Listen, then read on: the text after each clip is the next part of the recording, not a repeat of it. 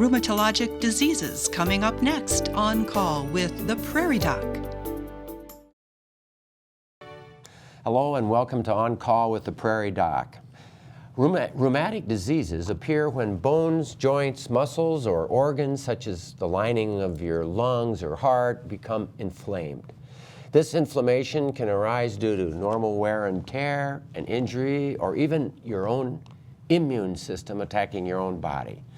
Pain comes with tenderness and swelling, and the result may be a limitation of your ability to engage in normal life. We answer your questions as they arrive. Should there be more questions than we have time to answer during the broadcast portion of this show, we will continue live streaming on our website after the show in our after hours portion of the evening. And to view that, go to online oncalltv.org and follow the directions there. Well, call in your questions right now, 1-888-376-6225, or email us at ask@oncalltv.org. Joining me tonight to discuss rheumatic diseases and to answer your questions is a good friend of the show, Dr. James Engelbrecht of the Regional Medical Clinic, Aspen Centre, Rapid City, South Dakota. Welcome back to the show. This must be show number 2008 for you, I think. It's always a pleasure to do it with you. I enjoy doing it. Thank you so much. So you're a rheumatologist. Where did you train? I went to medical school at the University of Iowa. And you're an Iowegian, aren't you? Yeah, I am. Yeah. I am. Born and raised in Lamar's. Medical school at the University of Iowa. Then I went to the University of Utah for my postgraduate training. I did internal medicine, and then I did the fellowship training in rheumatology. And then started moving back towards the Midwest and got as far as the Black Hills of South Dakota and got stuck. Got stuck. There you are in Rapid City. So you're a rheumatologist. What is a rheumatologist by definition then? Well, rheumatologist is a specialist in rheumatic diseases or autoimmune diseases. Rheumatology is one of the specialties in the internal medicine field. So internal medicine, as you know, is a broad field. You're a general internist, do internal medicine training, and if you have a particular interest beyond that in the heart or in the kidneys or in rheumatic disease or whatever, then you take fellowship training and spend a couple of years sort of refining skills in that particular area, and that's what I did in rheumatology. Yeah, and you did that, and you're also the chief resident at the same time. I was chief resident, yeah, I did a lot of things. That's a feather in your hat. I mean, people don't realize chief resident is a big deal, a big training. It was. So, but you know, rheumatology is, the training in rheumatology, what drew you into it? I mean, is it that it was, so many people were in so much pain, or what? You know, the several things. First of all, rheumatic diseases cut across all of the organ systems. I know that arthritis, we're talking about joints and you know, muscle and bone and one thing or another. Right. But that's just a manifestation of the rheumatic disease. Very often it's attacking, like you say, the lining of the heart or the kidneys or some other area. So the broad nature of the involvement there, and then the fact that the people that were my mentors were really terrific clinicians. I mean, they could sit down with a patient and by taking a history and doing a physical exam, have a pretty good idea of what was going on, and I wanted to be part of that. And rheumatology really got me into that. That wonderful clinical acumen, as they say, of an internist and as a rheumatologist, that knowledge base.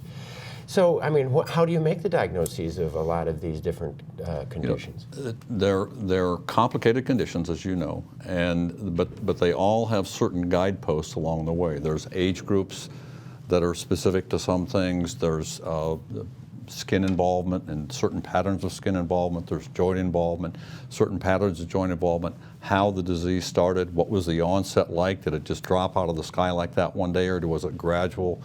All of those things that you get by taking a history and then actually examining people and looking at their skin and touching the patient. Yes, you know, that real examination business, you know.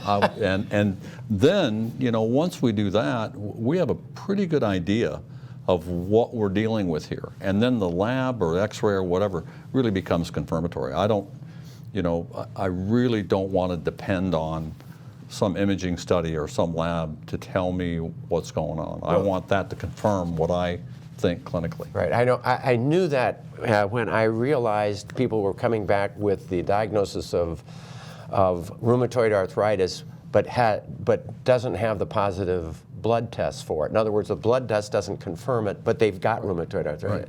Right. Well, and that's, again, there's been a refinement in some of the blood tests for rheumatoid arthritis, but as a general rule, probably somewhere in the neighborhood of 10 or 15% of people with bona fide rheumatoid arthritis, okay, potentially crippling rheumatoid arthritis, can have negative blood tests. Okay, so if you're going to depend on those blood tests to make your diagnosis, you're going to miss it, 15% of the time, okay? Yeah. So in other words, it's a clinical diagnosis. You make it when you see the patient, you hear their story, and you examine them. That's right. I mean, I think there's a lot more in medicine than that. I mean, and of course, patients, I think, or people, presume that there's a CAT scan that we can do that will make the diagnosis. What's your take on that? Yeah. Well, listen, the imaging studies are fantastic. We can get to the source of something, but you've got to have that clinical roadmap first. Otherwise, you just end up doing a bunch of tests for the sake of doing tests, and then somebody's got to sit and try to make sense out of all these tests. Why not figure it out pretty much first, and then use the tests to confirm what's going on? So I don't know how important, I know how important you feel about it, but I don't know how important people realize what he just talked about. That this is probably the most important thing to realize, is that new doctors maybe don't realize it, that their experience, the physician's experience and knowledge and exam, and more than anything else, the history, is the most important tools we have in our diagnoses. Right. Well, and there's this constant rush right now. Oh, we got to get there quickly. We got to know what so get this scan, that scan, and then you say, well, gee, what did the patient have? And well, I don't know what they had. I just thought this CAT scan would tell me the answer. Yeah. Talk about DEXA scanning, which is a test for bone. Yeah, osteoporosis and bone density. Okay, and it's one of the being a rheumatologist, it's one of the areas of our expertise is in osteoporosis and other metabolic bone diseases. Okay, and I think that's the important thing. The DEXA is a very good imaging study to assess bone density. It does not give you a diagnosis of osteoporosis. You don't do a DEXA and out comes a thing that says, oh, this is osteoporosis. What comes out is, what is this bone density? Is it normal? Is it abnormal? Is it low? If it's low, there are a lot of causes. Okay. And one of them is osteoporosis, but there's a list of other things. And so you just, vitamin D deficiency, lack of exercise, certain arthritic, endocrine disorders, hyperparathyroidism, cancers, myeloma. There's just a lot of things. Osteomalacia with the vitamin D. Yeah. So I tell the students and the residents that I teach, they should think of the DEXA as a CBC. That's a hemoglobin. Okay. So it tells you you've got somebody that's hemoglobin is low. They've got anemia. You just don't give them iron. You got to figure it out. Why could there be colon cancer? That's right. What's going on? The same thing with the bone density. I think that's a important point. And we'll talk about gout in just a minute, but gout has been with us for a long, long time. It was first identified by the Egyptians 2640 BC. It's a painful and debilitating condition, but with attention to lifestyle and judicial use of drugs, a sufferer can control the disease. Gout always in the big toe, and it would alternate, but pretty soon there was other places. And I had, this elbow was pointy compared to this elbow. And I didn't know what that was. Well, the doctor told me that I probably should see a rheumatologist.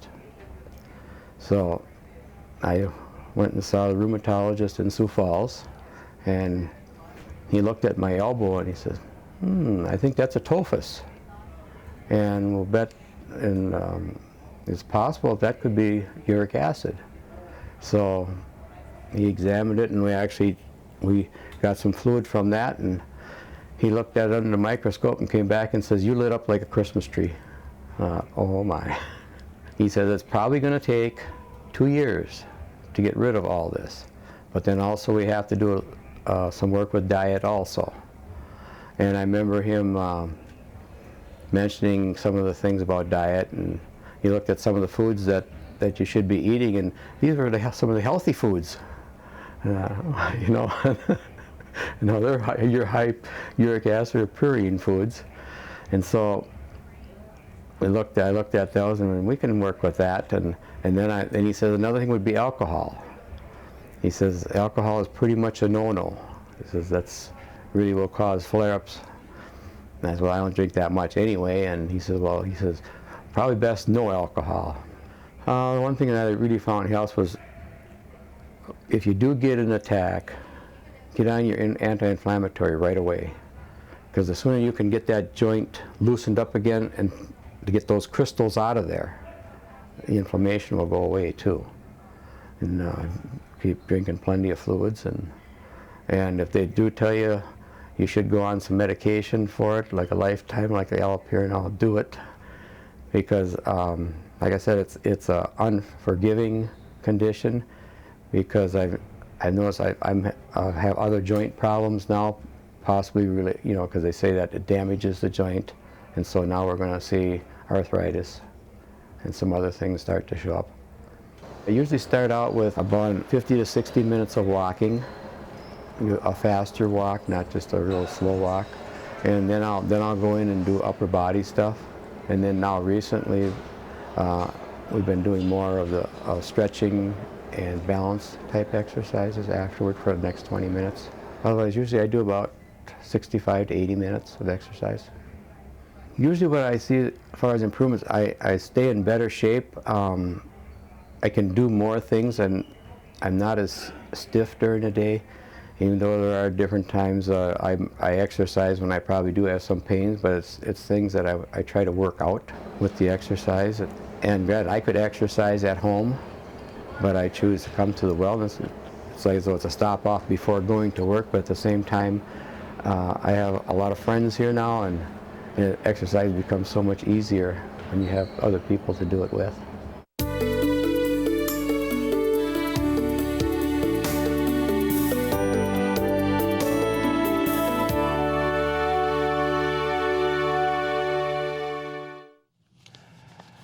So that last picture was uric acid crystals polarized, so they were turning green and lighting up like a Christmas tree. Yeah. Great. Thank you for being our guest on that story. So rheumatoid or gout and rheumatoid arthritis are related? They're not related. Gout is a crystal-induced problem. It's a metabolic thing where you overproduce or underexcrete uric acid. It builds up in your system. It sort of deposits around different places, and then over a period of years, all of a sudden, those deposits can break loose. And that crystal in the joint is what provokes this very strong inflammation, and it can be one of the most painful things. You know, they talked about the big toe. It's often in the big toe. But, you know, big toe pain isn't necessarily gout. Okay. And gout doesn't necessarily have to hit the big toe. It can be in the knee, it could be the ankle, it could be the wrist, it could be the elbow. We've seen it. You see it everywhere. It can look like rheumatoid arthritis sometimes. And that's the other thing, is it becomes what we call polyarticular. So it can involve many joints, and as it involves these joints, it can begin to look like rheumatoid arthritis, and so will be misdiagnosed.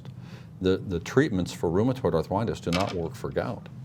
So, they're totally different, aren't they? But now I've taken or I've seen patients who were treated for gout, and their gout got worse.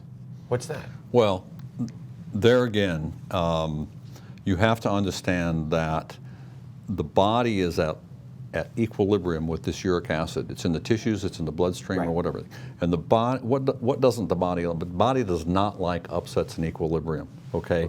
And so if you do something, overeat certain foods, drink too much, take certain medications, you can upset that equilibrium where you drop the uric acid, and so you're out of balance, and all of a sudden those crystals around those joints start to move. And when they move into that joint, you get the inflammation. And so that's why checking your uric acid level is so important to do when things are quiet. You don't do it during an acute attack because you don't know what made, what's moving. So, the equilibrium is what gets disrupted, and that sets off the gout attack. Right. So I use allopurinol mostly to try to lower the uric acid level, but it can sometimes set that off. And that's because it drops that if you use too much. But the trick there is to use a small amount. you know, people, a lot of docs don't even realize it comes in 100 milligram tablets and 300 milligram tablets. I sometimes, in a severe gout patient, will take a 100 milligram tablet, have them cut it in half, start with 50 milligrams, and very gradually work it up so that I don't upset that equilibrium. Wow, that's an important thing. And you make the difference. I mean, you've had rheumatoid. You've told me stories about people who were sent to you for their rheumatoid arthritis. Had gout.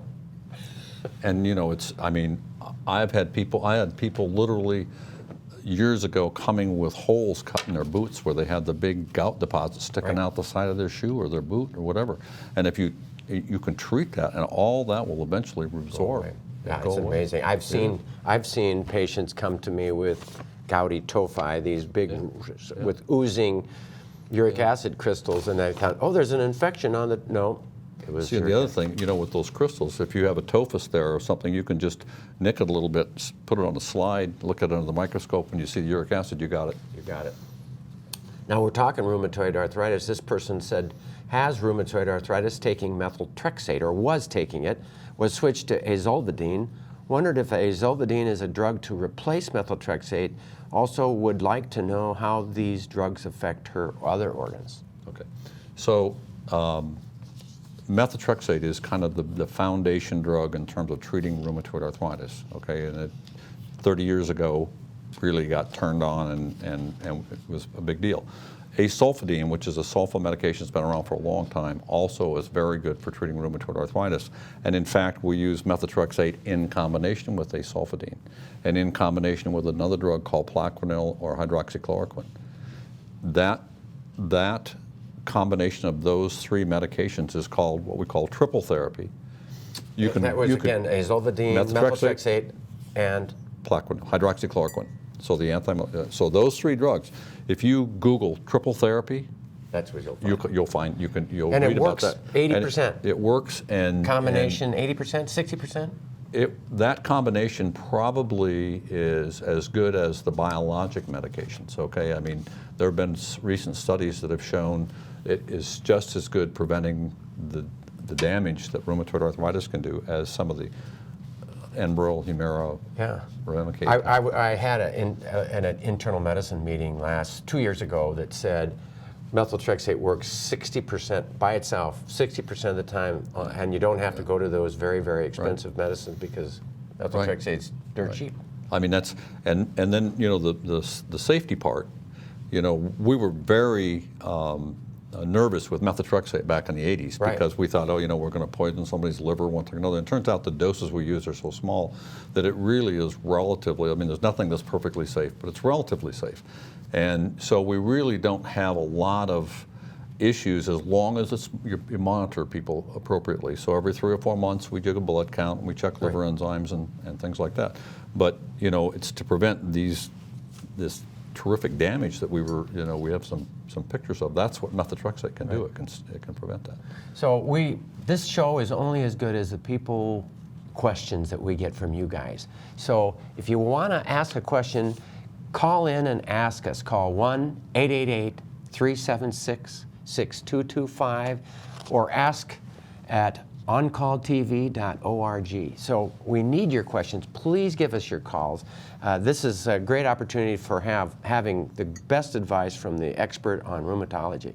I wanted to ask about the cause of rheumatoid arthritis. I mean, you've already made a point that it is diagnosed clinically, but then you do have confirmatory blood tests that works 85%. What test is that? Well, you know, the rheumatoid factor. Right. Has been around for a long, long time. That's an but it's not an absolute either, okay? I mean, it's just another antibody that happens to show up with rheumatoid arthritis, but as we get older, we pick up all kinds of antibodies, so you can find maybe 20-30% of people that are over age 80 might have a positive rheumatoid factor. But they don't have rheumatoid arthritis. They don't have rheumatoid arthritis, so it's not an absolute.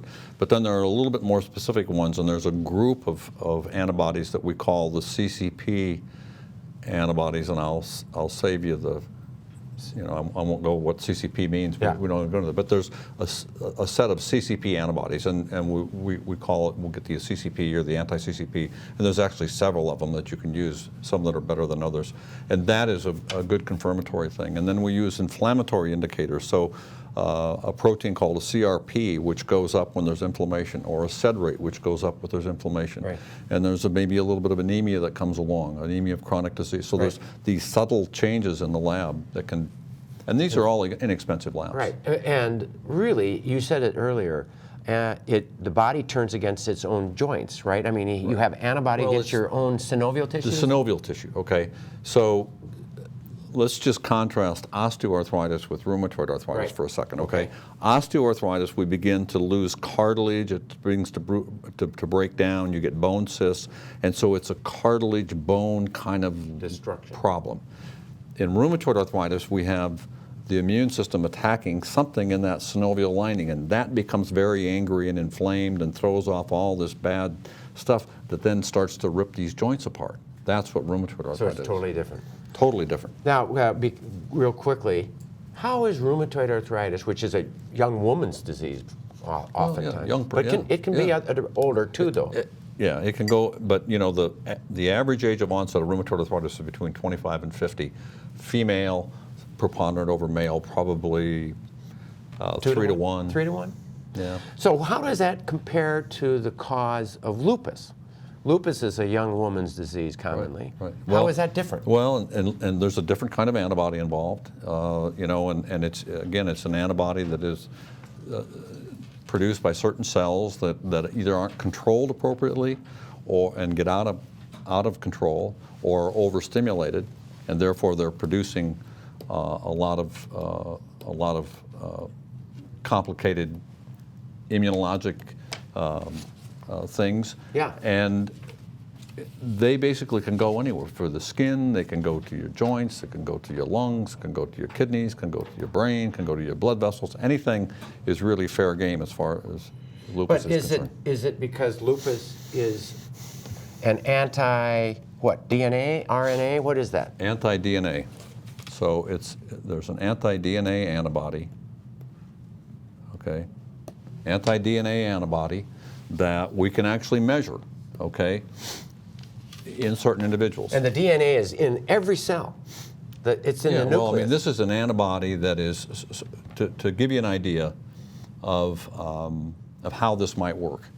Let's say that you're out in the sun and you damage the cells in your skin, and these cells, which normally would be there with a nice nucleus and has the DNA in there, they get damaged, okay? They're getting damaged, and all of a sudden, this DNA is escaping. And so you can actually develop an immune reaction to that DNA. Yeah. Or if you already have lupus, you know, these antibodies are floating around, they're just looking for this stuff, and they react with that, set off this reaction, and you have this local inflammation thing. And so therefore, you get all kinds of sun exposure skin rashes that you can, you know, people talk about butterfly rash. Butterfly rash is just where you got the sun on your face, okay? Where it's shaded, there's no, you know, like in the nasolabial fold in here, that you don't see, there's no rash, but out here there is a rash. It's a sun. Maybe 30–40% of people with lupus could get this butterfly rash, okay? And it's skin inflammation. Or, you know, forearms. I had a number of younger people, girls in their 20s. You know, it used to be kind of popular to lay out, in the sun. Yeah. laying out, and you know, they'd lay out and get a suntan. Yeah. Lay out and get sunburned and get really sick and came in, and that was the first thing that's the first time we saw that they had lupus. They set this huge reaction off with all that UV light exposure. All right. So that's how. Okay. I'm going to erase that, and I'm going to go. Well, here's a picture. Let's see, of a rheumatoid arthritis hand. Now, So let's go to this Put picture. the other one. Put the other one up. Yeah. So here, this is the bones that would be on the back of your hand. Okay. I mean this part of your hand right here. Right. Okay? Metacarpal bones. And they should technically line up like this. Okay. And you got the joint there. right. And the rheumatoid process affects this joint, loosens all these ligaments, okay, really messes this up. And what happens is these all start to move, and you end up with a hand then that looks like that. Yeah. And methotrexate, asulfidine, Plaquenil, Enbrel, Humira, Remic, all that armamentarium can now Prevent that. prevent this. I mean, if we can get to these people early enough with about 90+% assuredness, we can prevent that kind of stuff from happening. I mean, once you're there, and in fact, it's even worse than that. Once that disease process has set in, even though you don't have the deformity yet, we can't. The wheel has been set into motion at that point. So I tell people, think of a clock. I mean, here we go. All right, and if I can stop it right there, we end up right there. Okay. If you wait until it gets out there, you're going to end up there when you should have been there. Yeah. So it's like a clock. So we need to catch it early. You got to catch it early. All right. Okay. Wow. Rheumatoid arthritis usually comes on after age 40, but it can come on at any age, causing a variety of symptoms. I started having symptoms when I was a junior in high school. At the time I was running cross country, so I was putting in, it was during the fall season, so I was putting in a lot of miles every week. And when I first started being really sore or having to quit in the middle of races because my knee would be bothering me, I thought that it was just due to overexertion from running. So I tried to cut back on that, but then I started having some other kind of really weird symptoms, like my lip swelled up really big one day, it looked like I got punched, and then I had this rash kind of on my chest and back that wouldn't go away, and then my mouth got completely filled with canker sores, and just kind of really tired all the time, just kind of weird symptoms like that. At that time I went into the doctor, and they did some blood work and got back some really strange results. Well, I had a really high strep titer that was through the roof, really high ANA and CRP rates, which measure the inflammation in your blood or body. But then I also tested positive for parvovirus, Lyme's disease, mono, West Nile, all of that at the same time. So the doctors were like, what's going on? What's wrong with this girl? I had all of these things that my body was responding to. My doctor currently thinks that I do have rheumatoid arthritis, but for a long time we had a hard time defining it as such. Right now I'm at a point where I'm pretty well balanced out, and when I'm doing well, I do pretty well. My GI stuff is probably something that I more need to manage on a day-to-day basis, where I try to not eat gluten. I've heard different doctors have told me that I shouldn't be eating it, or that I should. I got tested for celiac 5 times, and it's always come back negative. But there is just people who are just gluten, have gluten sensitivities. And then I think since the meds that I'm on do decrease my immune system, the main thing that I found, and especially since I work with kids, is that I just have to I use hand sanitizer. I try to get a lot of zinc. Anytime I get stressed out, it's guaranteed that I'm gonna get a cold or get sick like that within the first week, just because I think my immune system is already pretty stressed, and so I feel that pretty immediately. I had to really learn that when I couldn't control my body, what I really needed to control was my mind, because you have sometimes no control over your body and things happen. And so I think that what I had to consciously recognize is I was going through this hard thing that was difficult to understand, but other people are going through hard things too, and the one thing that I can control is how patient I am, and kind of how I educate myself, the actions that I do, I can still control.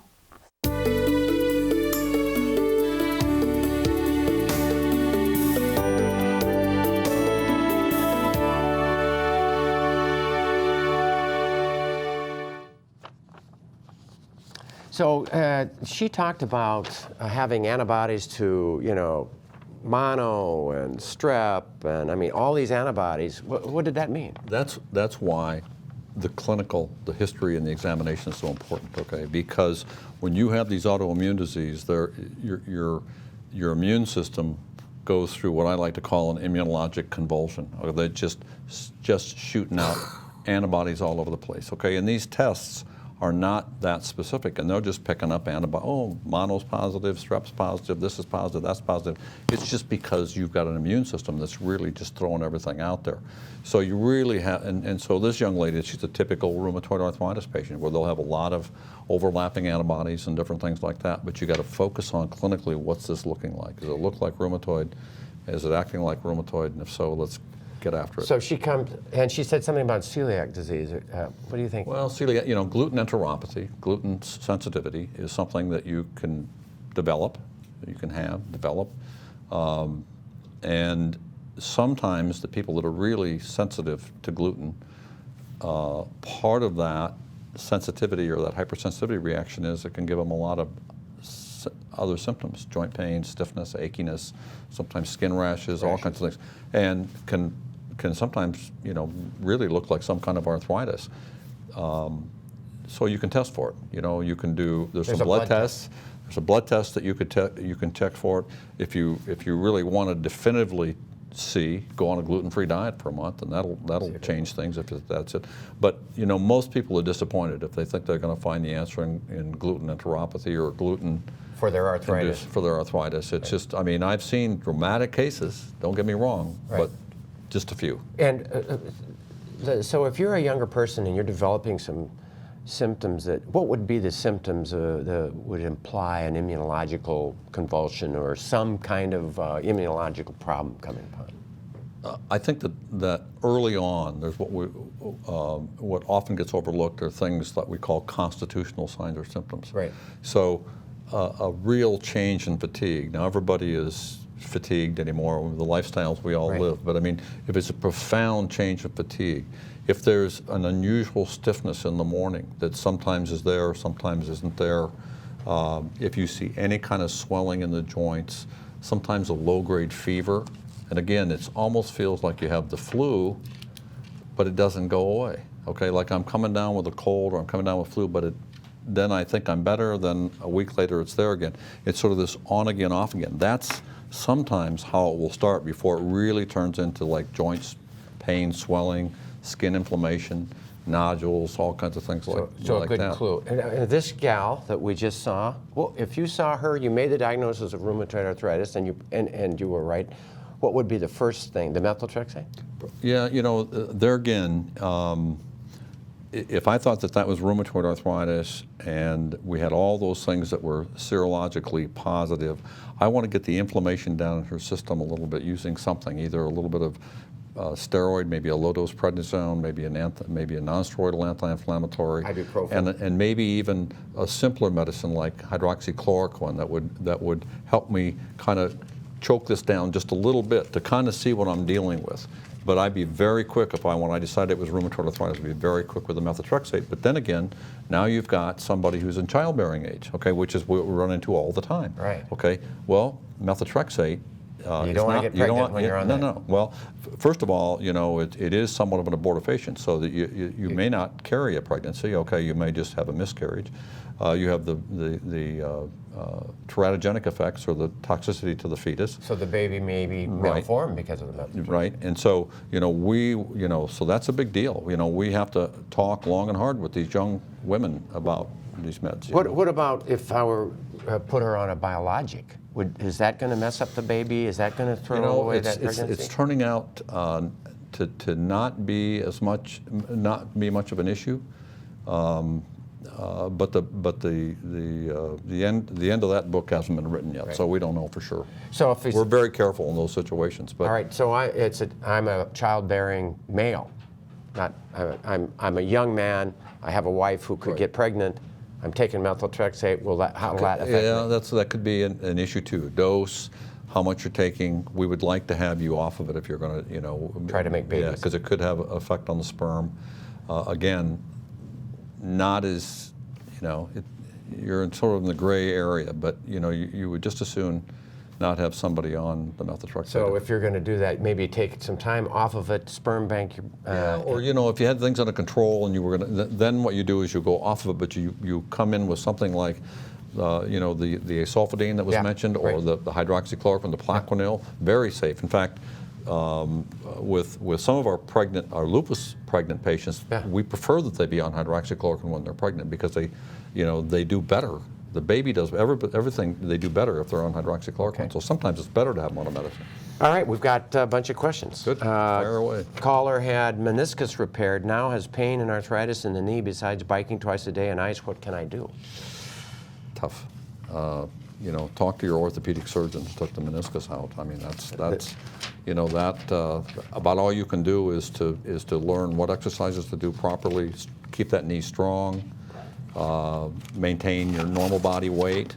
You know, exercise, but non-weight-bearing exercise. Probably shouldn't be jogging. Yeah.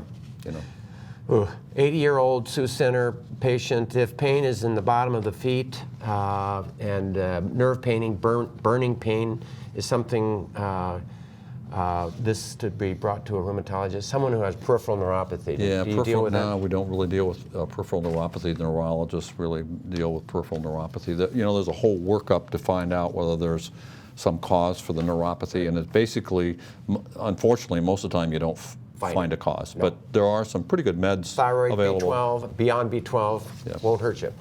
Yeah. Right. Please address tubular fluid that builds up and causes inflammation around the joints. Nutritional recommendation for reducing inflammation. I think he's tubular fluid. They're talking about joint fluid. Yeah, joint fluid. You know, when you have inflammation, okay, if you just think about inflammation in its simplest terms, you cut your arm and it gets infected. Okay, what does it look like? It's red, it's tender, it's swollen. Okay, what's the swelling? It's fluid. Yeah. Okay, well, if something is inflamed in your joint, the swelling comes around there, but it sort of washes into the joint, so you end up with this, what we call an effusion, a joint effusion, E-F-F-U-S-I-O-N. Right. And that's just the fluid. We can take that fluid off. Sometimes we can look at that.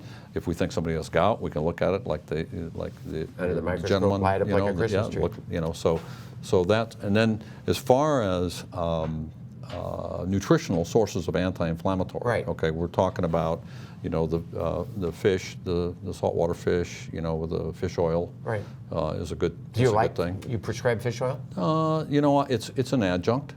I don't know anybody that I've ever seen that said, "Oh gosh, I'm taking 2,000 milligrams of you know, the whatever the favorite is." Fish oil? Chondroitin oil. sulfate? All right, chondroitin is not an anti-inflammatory, and glucosamine is not an anti-inflammatory. A lot of, you know, there seems to be some people that can respond to that with osteoarthritis, but it's very unpredictable. All right. So yeah, you know, there's really nothing. You know, Omega-3 things? you know, and people have come. I mean, I could make a list as long as 2 arms of things people said set off their arthritis, and I believe every one of them. Okay. Right. And what I tell people is, you know, if you find out that you eat chocolate and the next day you can't move around and you're swollen, for gosh sakes, don't eat chocolate. Yeah. Okay. If you drink red wine and you can't move the next day, don't drink. If you eat chicken and you can't move the next, Right. because you're swollen. You know, if you find things that are unique to you, okay. Don't scream to the world, oh gosh, you know, this Chicken is the cause of all problems. you know, this is your deal. Okay, you're a unique individual. If you find things that set you off in terms of these Right. these immunological diseases, then you need to cut them out of your diet. Right. You know. But you haven't made a big fuss about nutritional supplements or nutritional things or copper bracelets or supplements of any Copper kind. bracelets were dispelled, you know, back in the 1960s. So that's old news. But they're still around, you know. Yeah. But, What are the other big errors in judgment as far as treatments? you know, you know, the soaking the white raisins in gin. Right. Use that. Alfalfa pills. Right. The gin is good, the raisins The raisins aren't worth a hoot after Okay. that. you All know. right. Okay. It wrecks raisins. It does. It just messes those raisins up. Here is someone who has arthritis in both hands and ankles. He's a smoker, wondering if arthritis can be affecting his lungs. So cigarette smoking. Yeah, does and it affect you? arthritis. You know, clearly, it's one of the things that makes rheumatoid arthritis worse. Doesn't cause it, okay? But if you've got rheumatoid arthritis and you're a smoker, you're really making it hard on me to try to to treat them. To treat that. So arthritis and smoking is correlated. How about Buerger's disease? Explain that. That's a vasculitis, which is in your immune system. It's a vascular disease. That then you get some, there's vasculitis, which starts out as a primary inflammation in the wall of the vessel, okay, and then can cause problems. And the classic being giant cell arteritis, where you get inflammation in some of the arteries going into around your eyes and your brain. But then there's Buerger's disease, which seems like the inflammation comes after the ischemia is there, and it's the nicotine or the whatever it is in a cigarette that makes that disease go, and then it gets inflamed after that, and then you end up with those, lost hands and fingers and so forth. Yeah. Okay, so we're going to just fire through this. We're running out of time. Spinal stenosis, how do you treat it? Spinal stenosis, sometimes you don't have to treat it. Sometimes you can have an injection that will reduce that Steroid swelling. injection, yeah. And sometimes it needs to have surgery. Here's another spinal stenosis. From Nunda, this one's from Winter. Autoimmune disease, fibromyalgia rheumatica. Always. Not such a thing. There is no such thing as fibromyalgia rheumatica. Okay. There's polymyalgia rheumatica, which is a muscle stiffness, aching thing. There's fibromyalgia, which is a pain syndrome, which is, we don't know what it is, really. What it is exactly, except it's a pain syndrome. Pain specialists treat that by and large. It's not an autoimmune disease. Always feel very tired, wondering why is on prednisone 7.5. Polymyalgia rheumatica, that's an interesting condition. Yeah, polymyalgia rheumatica. Yeah, it is inflammation that affects larger joints and muscles, and without destroying the muscle, without destroying the joint, but can make you profoundly stiff.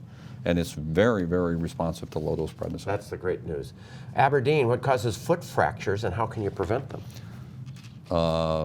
Stress fractures, I assume what they're talking about. Sometimes it's just bad luck. Yeah. Okay. You get a bone structure there.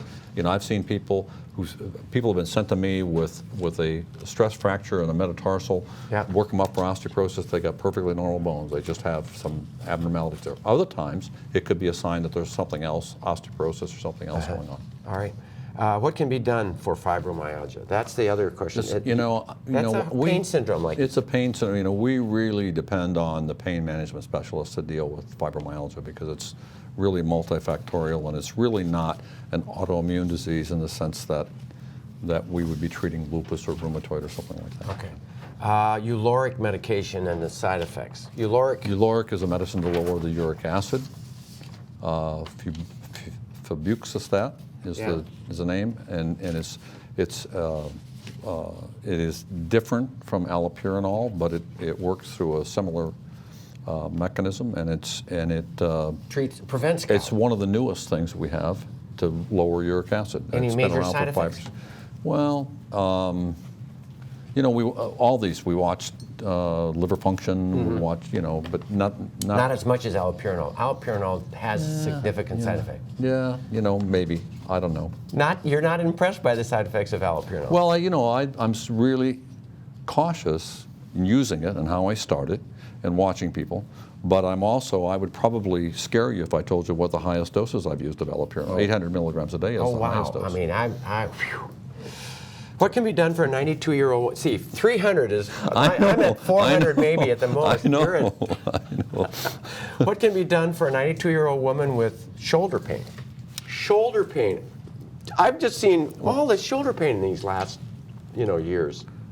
Well, first of all, shoulder pain can be the onset of polymyalgia rheumatica, and it can be really sneaky. It can be painful, stiff, have your doctor achy. check a sed So rate. a sed rate, a very simple blood test, okay? If you have and again, sed rates go up a little bit with age. So a 92-year-old, I would expect a little bit of an elevation in sed rate, but if a sed rate is 40 or 50, you might be onto something there, okay? And one is it stiff, one's it sore. Degenerative arthritis is probably the most common thing, and it's just wearing out that ball and socket. So are you sending a lot of these older people for shoulder surgery? No. Just try to do physical therapy, get them moving, heat, whatever. And the information Gus today, he said, thank you for your program. What is the effect of gout on the liver? That type of question. Gout and the liver. The gout, the liver gout thing is probably the connection is the medication and not the gout. The connection with the other organ system would be the kidneys, though, because you can have uric acid kidney stones. Okay. Right. So if you're peeing out all this uric acid, you can form stones, and you know. So there it is. I think that's it. We've got to be careful about letting gout alone because you can destroy your kidneys. Yeah, you know, hyperuricemia is a big deal. I mean, and there's more and more research going into hyperuricemia, so people need to pay attention to gout and hyperuricemia in particular. They've talked about our heart disease as a result of It's all on the table. elevated uric acid levels. It's all being looked at. From Brandon, the CCP antibody comes back positive. Do you have a more severe case of arthritis? What is the CCP? We talked about the rheumatoid factor being the old classic one. So if you're rheumatoid factor positive and CCP positive, and clinically it looks like you have rheumatoid arthritis, you're in a more severe, potentially prognostic group. I would be more aggressive with that person than somebody that, say, looks like they have rheumatoid arthritis, but the rheumatoid factor is maybe negative and the CCP is negative, but they still have rheumatoid, but they're just in the negative. Right. I'd be more aggressive with somebody that had CCP positive. Aggressive, more, start the methotrexate. Yeah. There you go. 84-year-old from Sioux Falls. What are bone spurs? Why do they occur, and what can you do about them? Bone spurs are just outcropping of bone, okay? Right. And if you think about this, okay, if you injure a bone, if you fracture a bone, okay, and then you follow that fracture along over a period of 3, 6, 9 months, what do you see? It forms a callus around it. Okay, which is excess bone, and then your body gradually remodels it back to normal after a year or so, okay?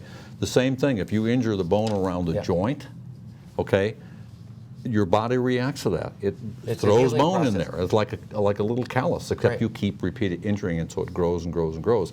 And then the spur itself becomes the thing that is irritating the tissue. You know, I tell people, you know, like the end of your pencil here, okay? This is the spur now. If I did this and I just kept rubbing, it wouldn't take very long. You had a red sore spot right there. That's a spur on the inside of that joint. And every time you move that finger or that knee or whatever, that spur is moving. Well, what about taking it out surgically? It'll come back. So you don't take surgery? You don't take them out. You learn to use the joints differently. You learn to exercise the joints differently. You do different kinds of exercise. You can take those spurs out surgically, but if you don't address the underlying problem and structurally why that occurred, it'll come right back. All right, so we've got less than a minute. Psoriatic arthritis, or do you want to take home message? Psoriatic arthritis is if you've got psoriasis and joint pain, somebody ought to think about whether you have psoariatic arthritis. And there's some good treatments. There's some really good treatments. And you want to make sure that people remember what when they go home? We've got 40 seconds. That if you have new onset joint pain with constitutional signs or symptoms with that, sit down with your doctor and talk about this, go through it with them, and if it's still kind of a puzzle, you know, have him call your local rheumatologist or whatever and get in there and have him take a look at it. Don't sit on it. Don't wait. Thank you so much for this, Jim. We'll be back right after this. Quit smoking, and in just 20 minutes, your blood pressure returns to normal. In 12 hours, carbon monoxide levels in your blood drop. In 48 hours, your sense of smell and taste improve. Within 2 weeks, your lungs work better, you heal faster. 9 months means more energy, fewer illnesses. And in 5 years, your risk of heart attack is half of what it is now. Take a deep breath. You can do this. Mrs. A was not one to complain. She was a hard-working farmer who had recently lost her husband of 59 years and continued to live alone on the farm, though most of her chores were now done by a hired hand. Pain and stiffness were not new to her, but recently there had been some new life-limiting neck, shoulder, and pelvic stiffness, along with a loss of appetite and weight loss. As she was close to 80, she blamed it on her age, an old mattress, and work in the garden. But it had become so bad she was having difficulty getting dressed. Her kids made the appointment to come in and see the doctor. On the day of her exam, she seemed slower and a bit depressed, had a low-grade fever, and though she did complain of pain as I tested her, the strength in her arms and shoulders seemed excellent for a woman her age.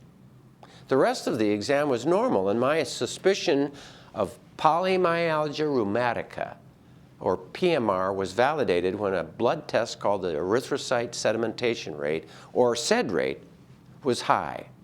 The SED rate measures how fast red blood cells settle in a test tube, measuring how much inflammation is going on. The good news is that PMR responds remarkably to low and easily tolerated doses of steroids. I put her on 5 milligrams of prednisone, and in a week, she was a new woman and back in her garden.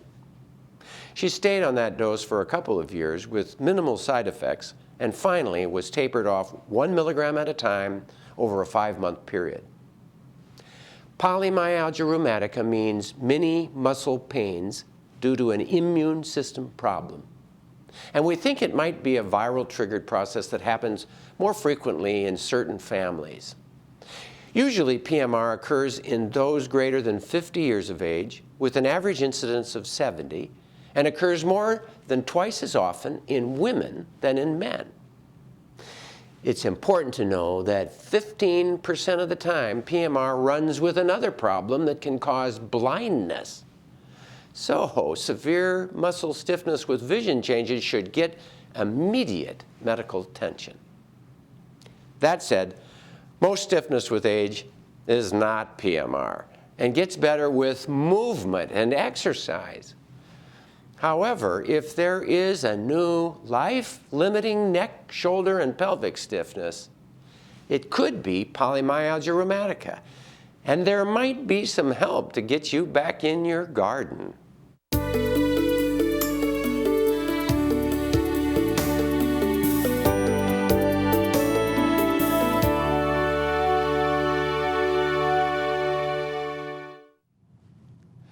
Well, this brings us to the end of our show this evening. I sincerely thank our fantastic guest tonight, Jim Engelbrecht, not only for being a guest tonight, but also for donating his time to Healing Words Foundation as a member of our board of directors. We sincerely appreciate your wisdom and all your expertise and time. Thank you, Jim. Our friends at South Dakota Helpline Center are having a 5K run walk at the SDSU campus on Brookings on Saturday, April 11th, to raise funds and awareness of suicide prevention. For more information or to register, go to helplinecenter.org or call 211. It was Benjamin Franklin who advised us, be temperate in wine, in eating, and sloth, or the gout will seize you and plague you. And from all of us here at On Call with the Prairie Doc, until next time, stay healthy out there, people.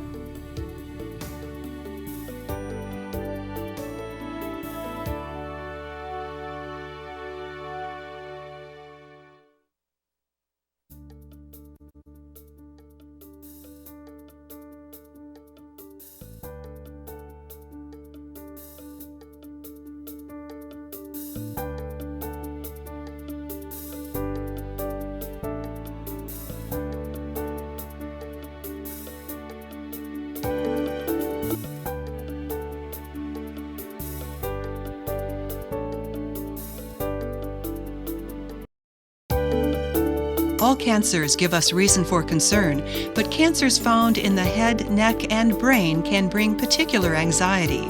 Cancer above the shoulders. Next time on Call with the Prairie Doc.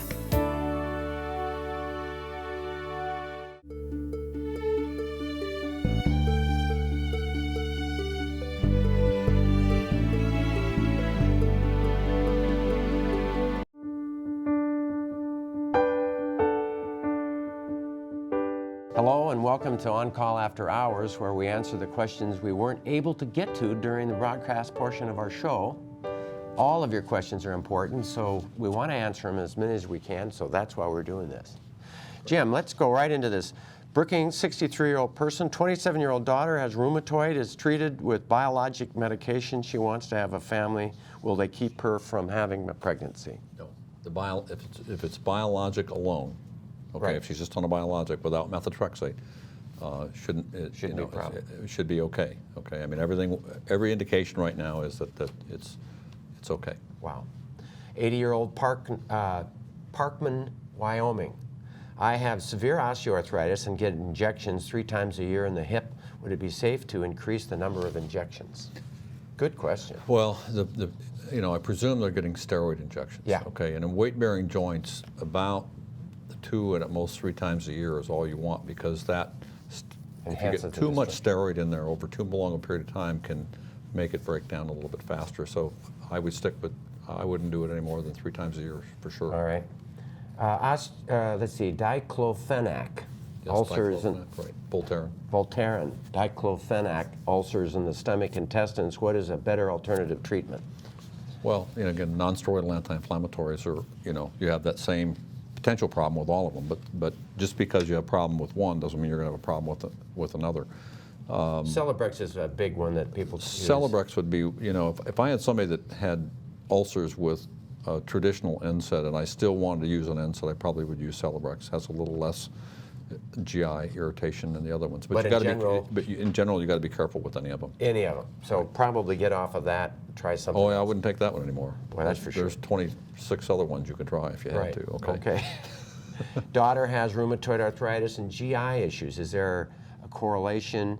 Also, how can she manage her symptoms? So GI. So, there's what's called enteropathic arthritis, which means that people that have certain inflammatory bowel diseases, like Crohn's disease, ulcerative colitis, can also have an associated arthritis.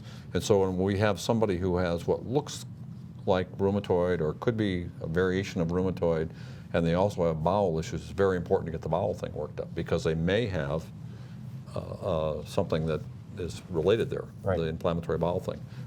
By the same token, a lot of people with rheumatoid arthritis, because of the meds we use, get GI issues. Yeah. And so you got to be, if you had somebody who was taking, say, a couple thousand milligrams of ibuprofen a day, plus methotrexate once a week, plus hydroxychloroquine, It's amazing plus your some gut isn't analgesic, hurting worse. you would expect that you might have some GI things. But people who have Crohn's disease or ulcerative colitis sometimes are treated with the biologic medicines that are used for rheumatoid arthritis. Yeah, then you got a twofer, okay?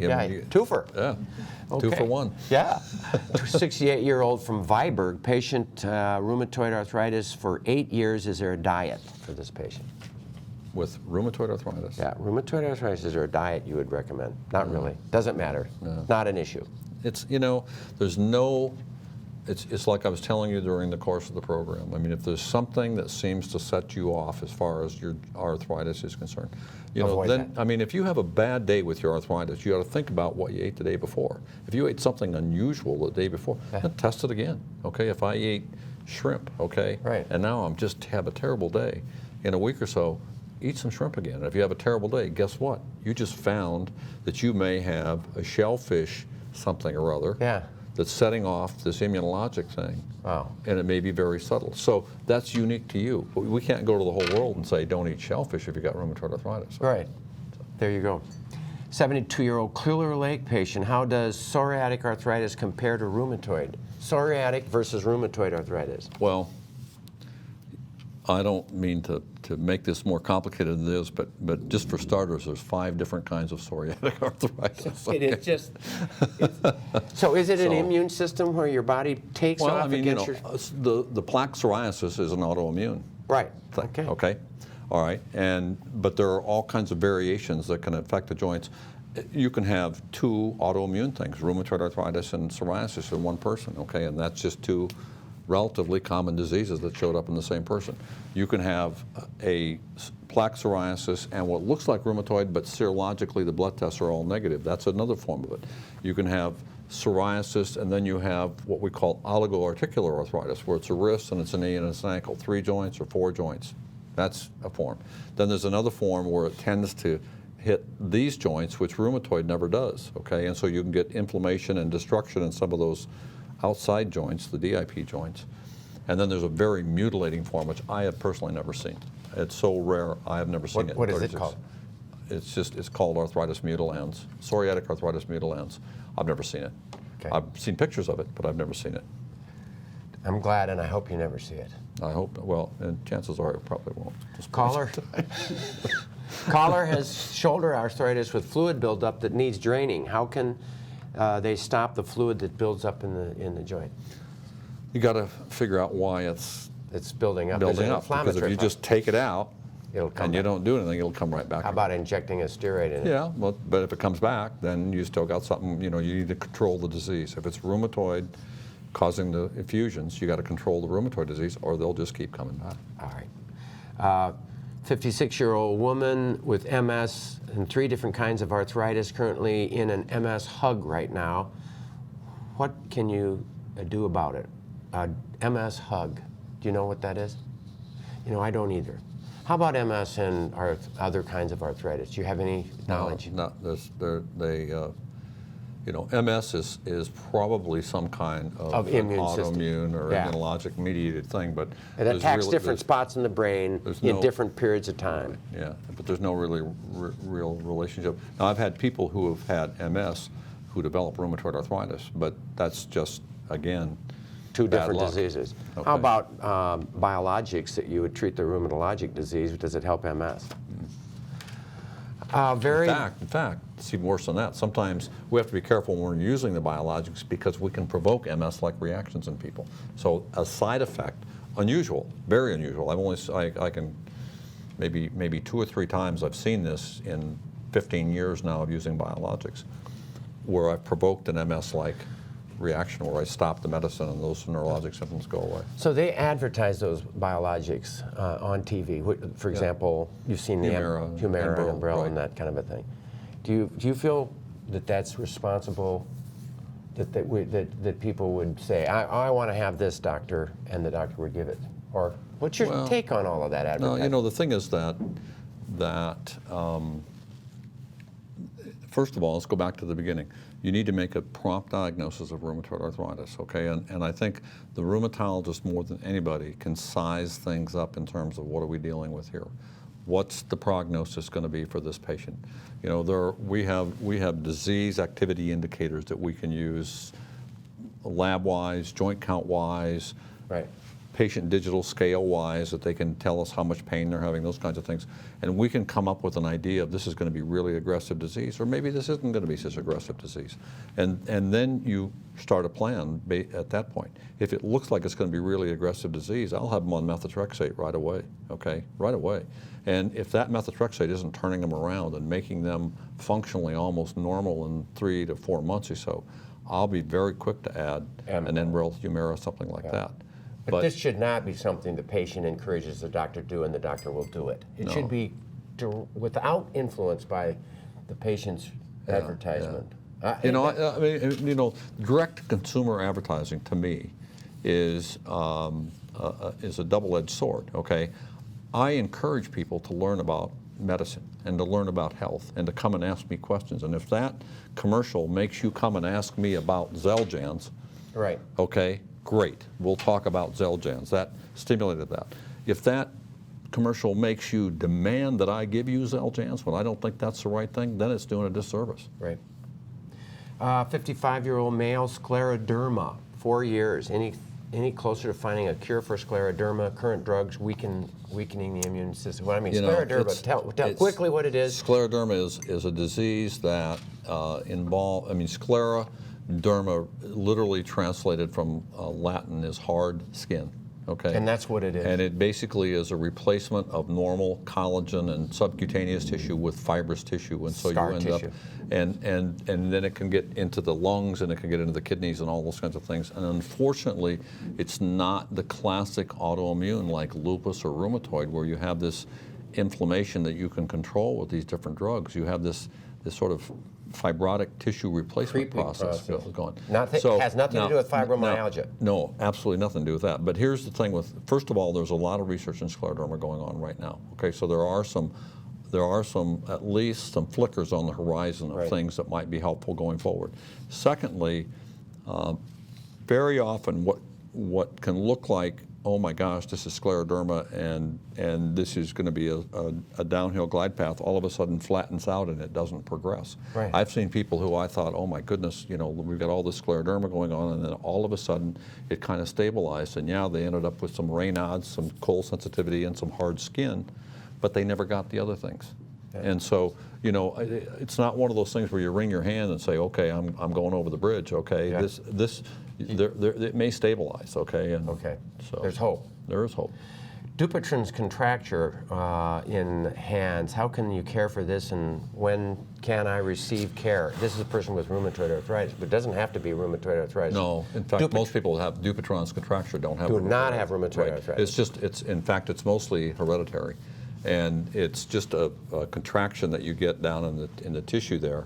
You see and that? It brings this down and this one, right? You have a little bit. I'm getting a little bit of one. Yeah. So it brings it down like this. It wants to bring it down. And what you do is you keep resisting that, okay?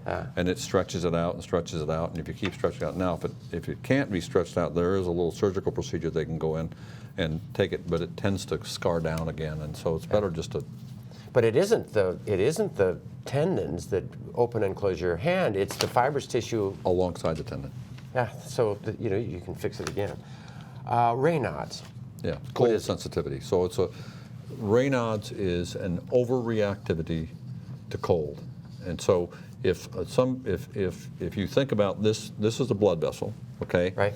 This is your skin. And you go outside in the Brookings of winter. Yeah. Okay. And it's cold. And it's cold, and that blood vessel, your body says, oh my gosh, we got to conserve heat, and what's it do? It squeezes down like this. Tightens up. It tightens up, and so it forces that blood to stay where it's nice and warm on the inside here, not out here. Right. Okay. What happens in Raynaud's is it tightens up, but it forgets to let go. So when you do it, it tightens up, and then you put your gloves on and your mittens on and everything, and then it kind of relaxes. Says, okay, we can handle this. Yeah. Okay. With Raynaud's, it overreacts, and so you end up choking off the circulation to the fingers, and you get white fingers. And then after a while, they get really kind of dusky looking because there's no good blood flow there. And then suddenly it'll open up and it'll get bright red and it'll sting.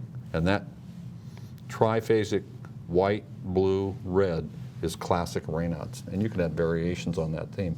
But that is seen in people that have inflammation going on in their joints and their hands more often. And so with all of the arthritic connective tissue autoimmune diseases that we have that have small joint inflammation, they tend to be cold sensitive and have a little bit of Raynaud's. Right. But you could have just Raynaud's without rheumatoid just arthritis. Raynaud's, right. And it can come and go, and it can come and stay. Okay. Here's one on polymyalgia rheumatica. We just talked about that. What can I do about hand, foot, and leg cramps? Stretch. Yeah. Make sure you don't, keep your electrolytes in balance, and then there's a bunch of home remedies. Right. My answer to that one is that it commonly is because the fluid goes in and then it goes out, or it goes out and then it goes in. I mean, it's a fluid change. People who have edema in their legs get the support hose. Right. I use, classically, I mean, this is partly urban legend, okay, right. Partly myth, okay, but I'm going to tell you anyway. But okay. But tell me anyway. Quinine pills. Right. For cramps. Yeah. Right. Right. So right now you can't buy quinine pills because they did one of those funny drug things, made them really expensive or whatever, and you can't get it. But you can get quinine, and it's called tonic water. So a little bit of gin and tonic. No, you don't need to have the gin out. Just leave the gin out. Just take a little juice glass of tonic water when you go to bed at night. Sometimes it'll help you a little bit. Make the medicine go down. Yeah. Are infusion therapies more harmful than injections for long-term use? Do you know what they're talking about? Yeah, well, like Remicades an infusion, Rituxan's an infusion, Actemra's an infusion. Yeah. Humira, Enbrel, Simponi, Cimzia, those are injections. There really is nothing that would make one more. How do you pick because I haven't learned the direction on those. Do you always start with Enbrel? Do you always move on to this or that? Or part of it is, Enbrel was the first one out there. Okay, so Enbrel, then Remicade, then Humira. They were the first ones out there. So that's what we have the most experience with. Right. And I always liked the nature of Enbrel being a relatively short act. I was nervous to begin with. Right. I'm going to give you something that you got to take every 3 or 4 days, but if I start having problems, guess what? In 3 or 4 days, I can have you away from it. Yeah. If I give you something that you get every 2 months, I got to deal with this for the next 2 months if you get an infection or something like that. Yeah. So theoretically, I liked the shorter acting ones, and so I got a lot of experience with Enbrel and Humira. But then there's times when I really want to be able to control the process, and Remicade is a much better choice because I can really fine-tune that process. Right. And so that's, you know, Through the years, that's where you've come. it's an experience thing. One final word about fibromyalgia. No one believes how much pain it can cause. She's kind of desperate. What would you call fibromyalgia, and what does your help? Well, for these people? fibromyalgia, I mean, you know, it's a pain syndrome. It is the things that we know about it is that there's an overactivity in the pain fibers, in the nerves, right? In the pain fibers. Yeah. Okay, so it first of all, makes you more sensitive to touch. Right. You can get tender areas and places which would normally be tender if I pushed hard enough. Right. I don't have to push very hard and they're tender. Okay, and so that's how this tender point business came along. Right. And it's like you've got this hyped up pain nerve system in your body. Now we don't know why that is. It's not autoimmune. I can give you prednisone. I can give you what I mean. It doesn't have nothing. But there are some medications out there that will slow those pain fibers down a little bit. Things like amitriptyline, the old tricyclic antidepressant, and some of the derivatives, some of those medicines, gabapentin, Neurontin, Lyrica, one of the newer ones, sort of son of gabapentin. Yeah, you know, son of gabapentin. Yeah. That will slow that down and help that. The other thing is that rest, good rest, is very helpful. So that you know, back in the days when I used to treat fibromyalgia, I would use things that would help, not sleeping pills, but I would use things like amitriptyline or cyclobenzaprine or nortriptyline or something at night to try to people rest. And then we would start a very gradual, graded exercise program. Okay. The worst thing you can do is to say, go exercise, and because you'll overdo it and you'll feel terrible. But if you go and you just start really, really gradually, you know, just a low grade, I tell people to start embarrassingly little. Okay, in other words, I put my swimming suit on and I stuck my toe in the water and then I put my clothes back on and I went about my business. That's the first week, okay? Yeah. Then I stuck my whole foot in the, you know, That's I mean, gradual. I'm exaggerating, Right, but it doesn't matter whether it's walking or bicycling or whatever. You walk around the track once and then that's it. And then tomorrow you walk around the track once and that's it. And then next week you walk around the twice 1.5 times.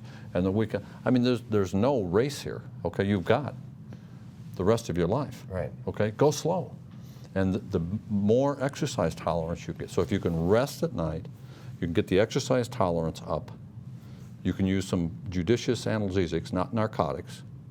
Right. Okay. Avoid the narcotics with that one. You can control to the point where you can live reasonably sanely, okay? Yeah. And not be going crazy with pain all the time. And stay in touch with your doctor because there might be something else that would raise its ugly head eventually. Yeah. Well, Jim, thank you very much for being with us. Yeah. This has been great fun and very learning for me, as always. Thank you for joining us on our website. We appreciate all your questions and the opportunity to answer them. Until next time, stay healthy out there, people. Funding for On Call with the Prairie Doc is provided in part by Avera is a proud sponsor of On Call on South Dakota Public Broadcasting. Larson Manufacturing is proud to support On-Call Television as it continues to open doors for important medical information. And by the South Dakota Foundation for Medical Care, the Medicare Quality Improvement Organization for South Dakota. Additional funding is provided by Aberdeen Asthma and Allergy, Brookings Health System, Dakota Allergy and Asthma, Dakota Care, Dakota Dermatology, the Orthopedic Institute, Physicians Care Sanford Clinic Community Service Committee, and Swiftel Communications. Closed captioning for On Call with the Prairie Doc is provided by the generous support of Avera, Brookings Health System, and Fishback Financial Corporation.